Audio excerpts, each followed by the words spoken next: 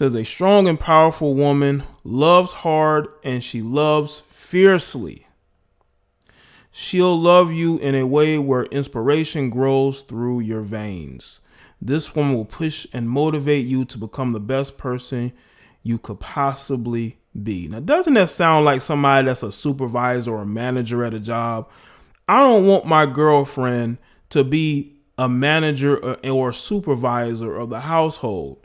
I want her to be a feminine woman who, when she leaves work, she leaves all that at work. When she comes home, she is the lady of the house, and she understands that I am, as a man, the leader of the household, especially if I've proven myself to be that. But I don't need you to motivate me if I'm already motivating myself. The best way a woman can motivate you is to make you happy. You know, to be an asset and not a deterrent. You know, always getting in the way, second guessing you, challenging your authority around the family members. Y'all know how that stuff go. I don't even have to tell you. You know. But this just sounds like a woman who's talking to team members. She's talking to people who work under her. I don't work under you, for you, or with you. This is a relationship. A relationship ain't got nothing to do with work. Okay, you can be strong and independent at work. When you come home, you got to leave that at work. Okay, because I don't have to sit up here and explain my decisions to you and go through you when it comes to making those particular decisions. Also, it says it won't always be pretty or feel comfortable, but she will always mean well. What, like my mother? What's good, Ms. Holmes? So you mean to tell me that she's going to treat me like my mother? Like, come on, man. Seriously? Now, I know the guys who live up under women. You know, they live off women. They have to put up with this because they have no other options.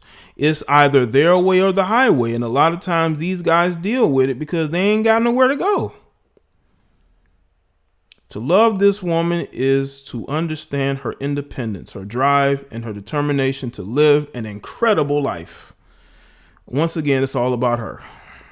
This woman will never be submissive. Knowing who she ends up with will be her equal, not a missing piece. So let me get this straight. If you got two headstrong people in the household, how is that going to work? Let me tell you something. Women who feel the need to control everything around them will be the same women out here messing around on you. They'll be the same ones out here getting into it with you, throwing their weight around, kicking you out the house, calling the cops on you, because it's all about control. You got women out there that want to control the relationship. You know? They want to control what goes on. You know? Let's see. Her love will change you, inspire you, and motivate you to be better than you've ever been. This is what it's like when a powerful and strong woman loves you. She is birthed from pain and heartache. I bet she is. She holds her head high as she is an absolute queen. A queen who turns her wounds into wisdom and her pain into power. She overcame years of disappointment and heartbreak and survived every trial and tribulation. Moreover, she has learned exactly what it takes to become an outstanding person. Really? What about an outstanding girlfriend or wife, mother? You know? Do y'all notice that a lot of these independent women ain't got a lot of friends? Why y'all think that is? Why do y'all think that a lot of these so-called independent women don't have any friends? They have maybe one friend that they deal with off and on. But other than that, they don't really have any friends, especially female friends. They got no female friends. I wonder why. The day she met you, she was hesitant as she's ever been, as she's truly someone who wears her heart on her sleeve. She has had to overcome everything that meant to weigh her down. She had to face her struggles, her insecurities, inevitably, a society whose opinions silenced her own. She's been led on, let down, and has felt very unloved in the past. So putting up a wall is going to fix that. So putting up a wall and saying, I'm going to be stone faced, I'm going to be equal to you, that equal thing don't work. That equal thing don't work. I'm telling you right now. There needs to be accountability on both sides. Yes. There are going to be times where you're going to need that person's advice on certain things because you may not have a strong suit and everything. That doesn't mean that you should seek to be shoulder to shoulder with a man, because I guarantee you, if you hear a noise at night, who getting up out that bed to go check on it? That'll be him. It ain't going to be you. Even though you talking about being equal, you not getting out that bed to see what that noise is. You hear some type of imaginary noise going on. You're like, what's that? You going to ask him to go take care of it. When you need your car fixed, you need something fixed around the house, who you going to ask first? Are you going to go and do it yourself? I think not. When it comes to dealing with debt, and let's say you accumulate that debt together, because this happened with T.I. and his wife Tiny. When they were about to separate, she wanted T.I. to pay all their debt to the government. She didn't want she wanted no part of the debt they incurred together. So where's that equality again? You're putting off all of the hard responsibility, all of the responsibility and all of the tough things in a relationship on him.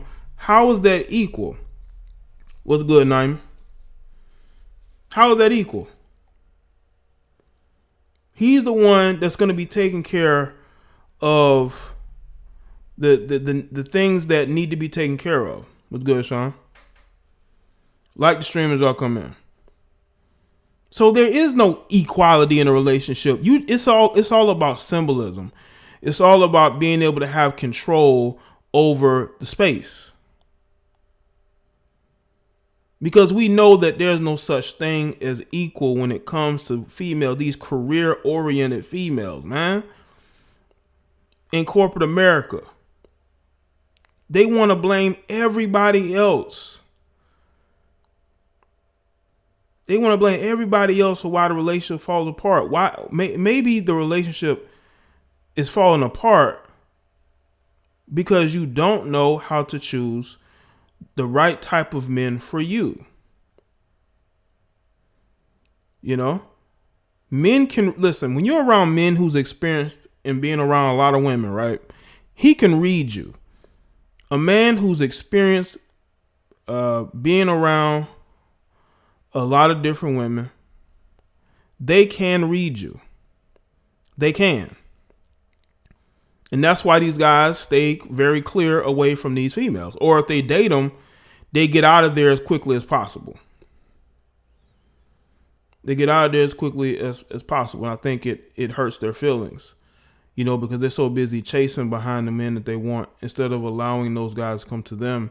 Because trust and believe, these women curve a lot of guys who may fit the role that they want that man to have in their relationship, but he's not tall enough. He doesn't maybe he doesn't dress the type of way that would fit your lifestyle. Maybe he's frugal. Maybe he doesn't like to spend a lot of money, go on vacations all the time, hang out with your fake friends. So because of that, you're very picky about the men that you date. Do you know there are women out there who don't give the time of day to men who approach them, who actually who are interested in them? They would rather chase behind somebody else's husband or somebody else's boyfriend instead of them going and getting men of their own. Because a man who's attached, they trust him more than they do a single guy. And we really have to talk about that. There are women who trust dealing with a man who's in a relationship than a man who's single. I've heard women say that there are no good single men. All the good men are taken. So I know where your mind is at. You deal with men who are married and then you pretend like you didn't know he was married. How can you not know the guy's married? How can you not know that the guy's attached to somebody else? How you not know that? How you miss that? It's because you choose to. And when you feel stupid, then you want to back away and say, oh my God, I was deceived. No, it isn't. You weren't deceived. Knock it off. The attraction for married men or men in relationships is at a very all-time high. We shouldn't see so many women getting put on blast for messing around with married men or men in relationships. So we really have to look at the fact that you have women who can't find a good man. They want to point the finger, talk about single men are no good. The men in relationships are good. What about the men in relationships that cheat on their wife all the time? Are we going to talk about that? Are we going to talk about the fact that you have females like this one in the chat room? You know, she's always been disappointed. Has never dealt with any decent man because no matter how you look through this valley in this mountain, you still are around the same type of guys because you just don't know how to choose them. Self-accountability, people. I see a lot of women who are married in relationships complaining about their dudes being a dog.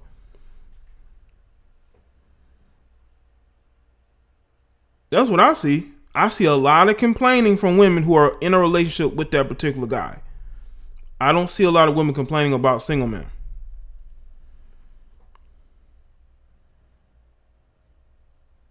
So I think it's because you have women who see what another woman has. She wants that. She wants that man because she thinks that, because he's married and attached to somebody, he has value. That's why these guys with about 10 kids can always get with another woman and get her pregnant. Because they see value in a guy who has been with all these different women and had all these different kids. That's that messed up mentality that these strong, independent women have. And that's why they're constantly single. But we're going to get into it. Let's see. But her life changed for the better the day she met you. She didn't want to let her guard down just yet, but she knew you were different.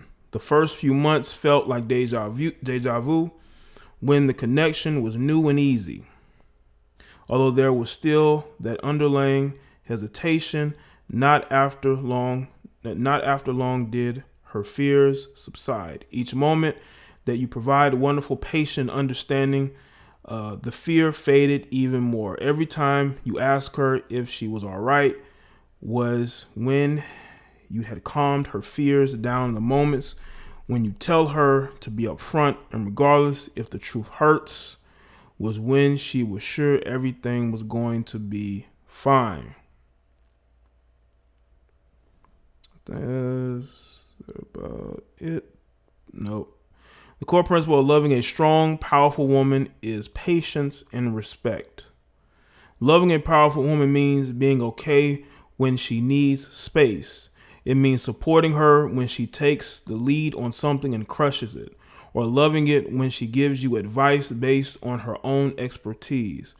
She may be strong, smart, and independent, but at the end of the day, she's just like everybody else who wants to feel love.